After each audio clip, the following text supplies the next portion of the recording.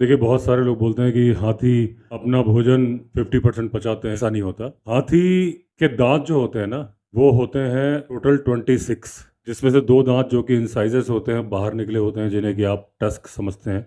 Female के भी होते हैं, छोटे होते हैं। बाकी 24 जो दांत होते हैं वो प्री मोलर्स और मोलर्स होते हैं। अब ये जो प्री मोलर्स और मोलर्स दांत हैं 24, ये हाथी की लाइफ में 6 बार चेंज होते हैं, जैसे इंसान की लाइफ में 2 बार होते हैं। तो हाथी को भी ये मालूम है कि मेरे दांत घिस जाएंगे तो मुझे बहुत दिक्कत हो जाएगी। उसकी वजह ये है कि अगर आप देखते हो कि घास खाता है तो घास खाते वक्त उसकी मिट्टी को झाड़ता है, अपने पैरों पे मारता है, सूंड में इधर उधर मार के फिर खाता है, जबकि वो मिट्टी को तो डायरेक्ट खा लेता है। मैंने अपने व्लॉग चैनल में राजा जी सफारी के वीडियो में आपको बताया भी था कि हाथी नमक खा रहा था। तो जब वो मिट्टी डायरेक्ट खा लेते हैं, मतलब चट्टान के अंदर मिट्टी ही होती है, कई बार चट्टान नहीं होती तो जमीन से उठा के मिट्टी खा लेता है। तो जो हाथी मिट्टी डायरेक्ट खा रहा है वो घास खाते वक्त मिट्टी को झटक क्यों रहा है? क्योंकि उसे मालूम है कि मुझे इसे चबा के खाना है, और चबा के खाने के दौरान ये मिट्टी, इसके अंदर के बारीक बारीक कण मेरे दांत घिसवा देंगे, इसलिए उसे झाड़ता है। और जब वो डायरेक्ट मिट्टी खाता है तो उसे वो चबाता नहीं है, ऐसे ही निगल जाता है।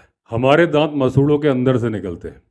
हाथी के दांत आते हैं जैसे एयरपोर्ट की कन्वेयर बेल्ट होती है ना, आपका सूटकेस उसमें चल रहा होता है, ऐसे हाथी के दांत आते हैं, पीछे की तरफ से आते हैं, धीरे धीरे आगे आते जाते हैं, और आगे वाले घिसते जाते हैं, पीछे वाले नए आते जाते हैं। ऐसा 6 बार होता है। अब जो हाथी का गोबर होता है, एक ही हर्ड है, 20 हाथी है जिन्होंने एक ही जगह पे खाना खाया है, एक ही चीज़ खाई है।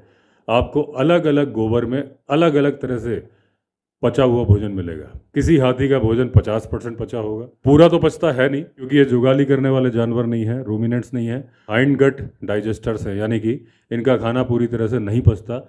और ये जंगल के लिए बहुत फायदेमंद होता है, इसीलिए हाथी को बोलते हैं जंगल का माली। क्योंकि जब वो आधा पचा हुआ भोजन, जिसमें कि बीज भी होते हैं, जहाँ गोबर करता है वहाँ नया पौधा पनप जाता है। पेड़ पौधों को तोड़ते रहते हैं तो काटते छाटते रहते हैं, माली का काम करते हैं। जंगल में नए रास्ते बनाते हैं, फायर लाइन बनाते हैं, उनके रास्तों की वजह से आग नहीं फैलती।